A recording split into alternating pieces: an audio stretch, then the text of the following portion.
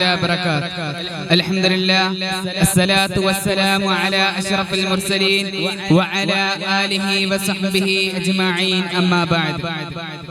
ഏറ്റവും ബഹുമാന ആദരവുകൾ നിറഞ്ഞ ഉസ്താദുമാരെ, മറ്റു നമ്മളിരിക്കുന്ന മുതഅല്ലിം സുഹൃത്തുക്കളെ, സുബിൽസലാം ഫെസ്റ്റിന്റെ ധന്യമായിരിക്കുന്ന ഈ വേദിയിൽ സുബിൽസലാം ഫെസ്റ്റിന്റെ ധന്യമായിരിക്കുന്ന ഈ വേദിയിൽ കാരുണ്യത്തിന്റെ പ്രവാചകൻ എന്ന വിഷയത്തെ ആസ്വദിച്ച് ഏതാനും ചില കാര്യങ്ങൾ നിങ്ങളുമായി സംസാരിക്കാൻ ഞാൻ ആഗ്രഹിക്കുന്നു.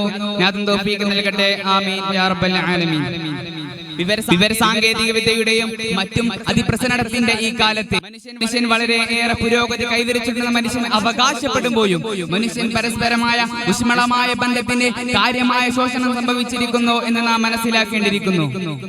മനുഷ്യർ ഇതര ജീവികളോടും കാരുണ്യത്തോടെ പെരുമാറിയാൽ മാത്രമേ ഇവിടെ സ്വൈര്യരൂപമായ അന്തരീക്ഷം രൂപപ്പെടുകയുള്ളൂ. കാരുണ്യത്തിന്റെ മഹത്തായ അധ്യാപനങ്ങൾ ഈ ലോകത്തിന് പകർന്നെത്തിയിട്ടാണ് അഷ്റഫുൽ ഖൽഖ് നബി മുഹമ്മദ് മുസ്തഫ സല്ലല്ലാഹു അലൈഹി വസല്ലം തങ്ങൾ ഈ ലോകത്തിന് വിട പറഞ്ഞത്. ചെറിയ ചെറിയ പ്രശ്നങ്ങൾക്ക് പോലും നൂറ്റാണ്ടുകളോളം യുദ്ധം ചെയ്ത ഒരു ജനസഞ്ചയത്തെ സ്നേഹത്തിന്റെ സ്വർണ്ണനൂലിൽ കോർത്തു വെച്ച ആ പ്രവാചകരുടെ ജീവിതത്തിന്റെ സാരാംശങ്ങളിലേക്ക് നാം ഒന്ന് കണ്ണോടിച്ചു നോക്കിയാൽ സ്നേഹത്തിന്റെ മഹാമാതൃകകൾ മാത്രമാണ് നമുക്ക് ഇവിടെ കാണാൻ സാധിക്കുക. സർവ്വലോകങ്ങൾക്കും അനുഗ്രഹീതമായിട്ടുള്ളത് അങ്ങേ നാം നിയോഗിച്ചില്ലെന്ന് അല്ലാഹു സുബ്ഹാനഹു വ തആല പറയുമ്പോൾ തന്നെയാണ് താങ്കളെങ്ങാനും പരിശുദ്ധഭാവകനും കഠിന ഹൃദയനുമായിരുന്നുവെങ്കിൽ ജനങ്ങൾ അങ്ങയുടെ ചുറ്റും നിന്നും പിരിഞ്ഞു പോകുമായിരുന്നു എന്നുകൂടി പരിശുദ്ധ ഖുർആൻ പ്രഖ്യാപിക്കുന്നുണ്ട്. ഇസ്ലാം വാളുകൊണ്ട് പ്രചരിച്ച മതമാണെന്ന് കുപ്രചരണം നടത്തുന്നവരോട് പ്രശസ്ത ചിന്തകനും എഴുത്തുകാരനുമായ തോമസ് കാർലൈൻ പറയുന്ന വാക്കുകൾ നാം ഓർക്കേണ്ടിയിരിക്കുന്നു. പ്രവാചകൻ മുഹമ്മദ് മുസ്തഫ സല്ലല്ലാഹു അലൈഹി വസല്ലം തങ്ങൾ പറഞ്ഞാൽ എന്തിനും ഏതിനും സന്നദ്ധരായിരിക്കുന്ന 1,00,000-ഓളം വരുന്ന അനുയായികളെ എങ്ങനെ ശ്രദ്ധിക്കാൻ മുഹമ്മദിന് സാധിച്ചു എന്നതാണ് മുഹമ്മദിനെ മനസ്സിലാക്കേണ്ടത് എന്നായിരുന്നു അദ്ദേഹം പറഞ്ഞത്.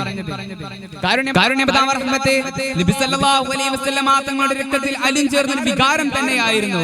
പ്രവാചകത്വം ലഭിക്കുന്ന മുമ്പ് തന്നെ പ്രവാചകൻ സല്ലല്ലാഹു അലൈഹി വസല്ലം തങ്ങൾ ജീവകാരുണ്യ പ്രവർത്തന രംഗത്ത് സജീവമായിരുന്നു എന്നാണ് മഹദിയായിരിക്കുന്ന ഖദീജ ബീവി നമുക്ക് മനസ്സിലാക്കാൻ സാധിക്കുന്നത്. ഹിറാ ഗുഹയിൽ വെച്ച് ജിബ്രീൽ എന്ന മലക്കിനെ കണ്ട് ഭയചകിതനായി വന്ന തിരുമേനിയോട് അങ്ങ് ഭയപ്പെടണം, അങ്ങ് സന്തോഷിക്കുകയല്ലേ വേണ്ടത്, അല്ലാഹുവാണ് സത്യം, അങ്ങയെ ഒരിക്കലും അല്ലാഹു കൈവിടുകയില്ല, അങ്ങ് സത്യം മാത്രം സംസാരിക്കുന്നവരാണ്, മറ്റുള്ളവരുടെ ഭാരം ഏറ്റെടുക്കുന്നവരാണ്, മഹാമാരിയിൽ നിന്നും ജനങ്ങളെ സംരക്ഷിക്കുന്നവരുമാണ്. അതെ, പ്രവാചകരുടെ കാരുണ്യം കരകവിഞ്ഞൊഴുകുന്ന കാഴ്ചയാണ് പിന്നീട് ലോകം കണ്ടത്.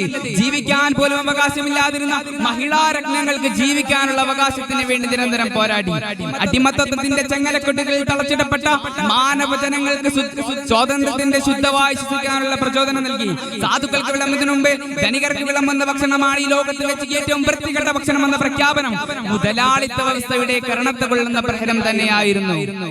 വിധവകളെ സഹായിക്കുന്നവർ പോർക്കളത്തിൽ അടരാറുന്ന പോരാളികൾക്ക് തുല്യരാണെന്ന പ്രവാചകൻ സല്ലല്ലാഹു അലൈഹി വസല്ലം തങ്ങളുടെ പ്രഖ്യാപനത്തിലൂടെ വിധവകൾക്ക് ആശ്വാസത്തിന്റെ കുളിൽ തന്നിലേക്കുകയായിരുന്നു. ചെറിയവരോട് കരുണ കാണിക്കാത്തവരും വലിയവരെ ബഹുമാനിക്കാത്തവരും എന്റെ മതത്തിൽപ്പെട്ടവരല്ല എന്ന് പോലും പ്രവാചകൻ സല്ലല്ലാഹു അലൈഹി വസല്ലം തങ്ങൾ പറഞ്ഞിട്ടുണ്ട്. ഭൂമിയുള്ളവരോട് നിങ്ങൾ കരുണ കാണിക്കുക, എങ്കിൽ ആകാശത്തിന് അധിപൻ നിങ്ങളോട് കരുണ ചെയ്യുമെന്ന് കേവലം ഒരു പ്രസ്താവന നടത്തുക മാത്രമല്ല അവിടുന്ന് ചെയ്തത്, മറിച്ച് തന്റെ ജീവിതത്തിനുള്ളത് ഈ നമ്മതിന്റെ മഹോന്നത മാതൃകകളെ ലോകത്തിന് മുമ്പിൽ കാണിച്ചു കൊടുക്കുകയായിരുന്നു. ഒരിക്കൽ ഈന്തപ്പനക്ക് നേരെ കല്ലെറിയുന്ന കുട്ടിയോട് അങ്ങനെ ചെയ്യരുത്, അതിന് വേദനിക്കില്ലേ എന്ന് പോലും പ്രവാചകൻ സല്ലല്ലാഹു അലൈഹി വസല്ലം തങ്ങൾ ആ കുട്ടിയെ ഉപദേശിച്ചിട്ടുണ്ട്.